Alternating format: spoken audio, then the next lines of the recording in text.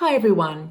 Most people in our community have faced a sad time in their lives. It's just part of being human to experience things that make us feel upset, depressed, even anxious. But what do you do when you face that kind of situation? What are your techniques for working through it and moving forward? Well, I've got some ideas I want to discuss with you, some ways that we can take that kind of anxiety and turn it around by using a very, very simple technique. Now, my name is Margaret Manning. I'm with 60andMe, and I'm so happy to have you here today with us. Thank you so much for being here. Our sponsor for today's show, I'd like to remind you, is International Living. International Living is a company that helps people make good decisions about retiring overseas. You can check out their resources and reports at their website, internationalliving.com/60andme. They will inspire you.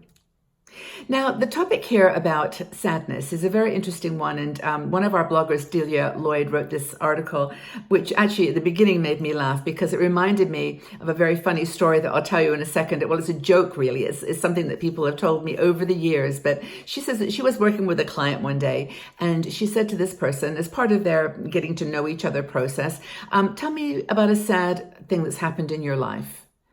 And he went, Wow, that's a really hard question, Delia. And she said, you're kidding. Would you like one of mine? And I just thought it was, who has not had a sad experience in their life?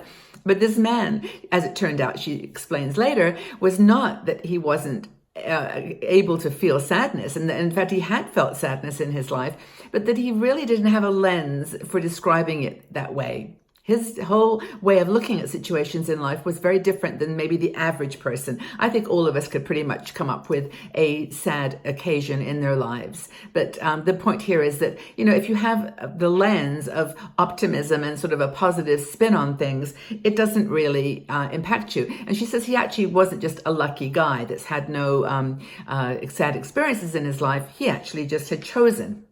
He had chosen to be optimistic.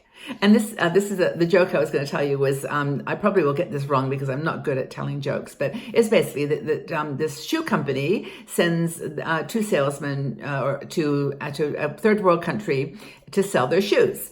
And the first one calls back and says, this is crazy. Why did you send me here? Like, no one wears any shoes. And then the other one phoned back home back to the office and said, hey, this is amazing. Nobody wears any shoes here. And it's just that lens of opportunity that the one perceived that the other didn't. And it's almost like part of your human nature, I think, to go into one of those categories. But you can learn. And I wanted to sort of help you to at least learn from what Delia offers as ways to turn that around, to yes, of course, experience sad and complicated and, difficult situations in your life. But how do you turn it around?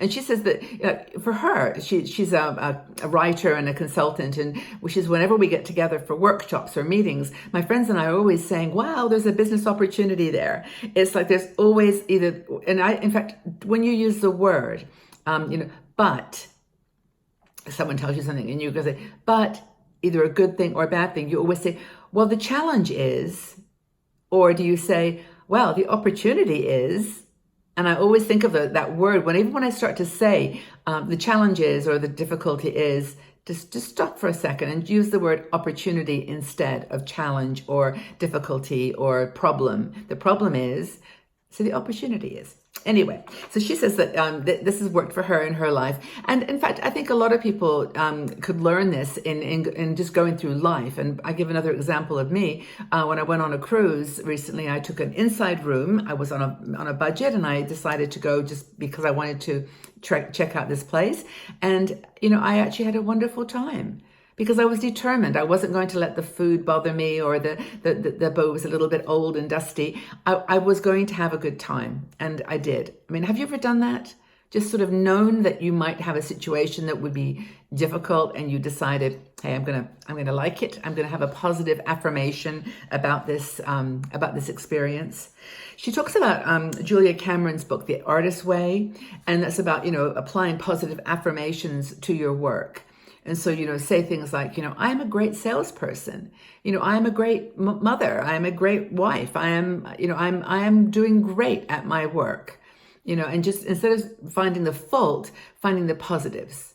Yeah, that may not be the most beautiful painting, but I like that painting. I'm a good artist, or whatever it is that you're trying to, support in your growth in your life. She says also a meditation. This is another technique that you can use, and I agree with her 1,000,000% here.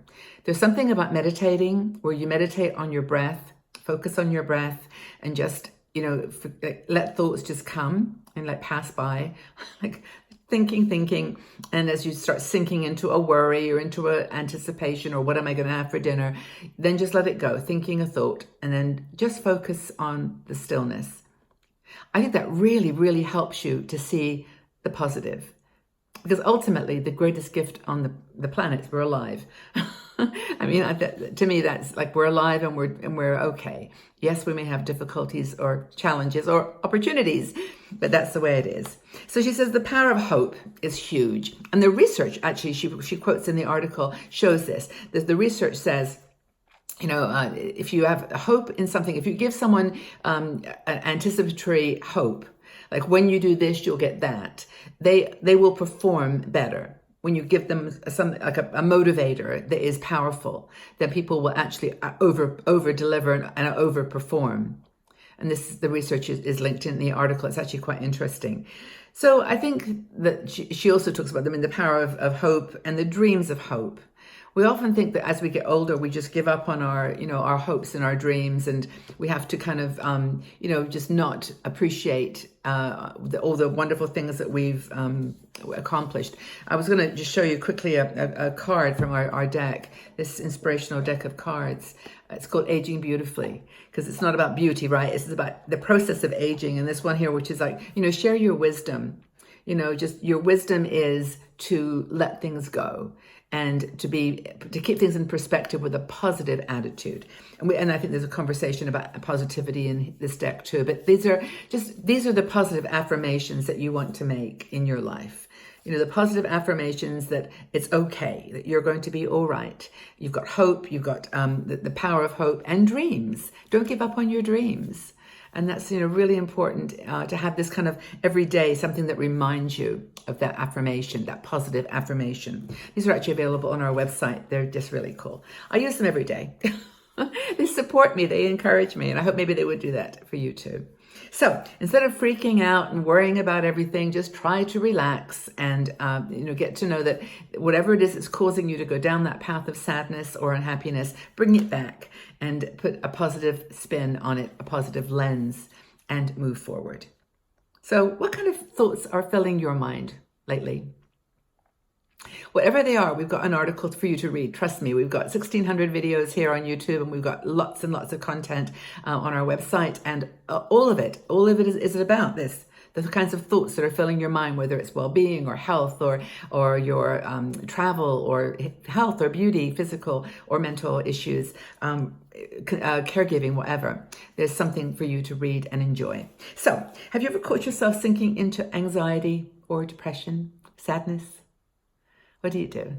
What's your technique? Look forward to reading your comments. Thank you so much for being a participant in this conversation. That's what 60andMe is all about. Thank you for being here. I look forward to seeing you all again very, very soon. Bye-bye for now.